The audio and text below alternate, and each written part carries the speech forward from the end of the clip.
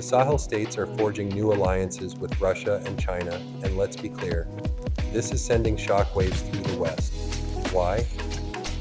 Because these partnerships threaten the long-standing narrative that Africa should remain dependent on Western powers. The West is furious, scrambling to maintain its grip on a continent rich in resources and potential. These African nations are asserting their sovereignty, seeking alternatives to Western aid that often comes with strings attached.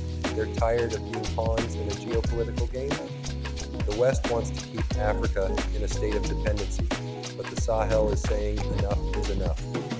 This isn't just about geopolitics, it's about the future of a continent that is finally ready to chart its own course. The anger from the West is palpable, but it only highlights their fear of a truly independent Africa. The question is, will the Sahel states succeed in breaking free, or will the West find a way to reassert control? The stakes have never been higher.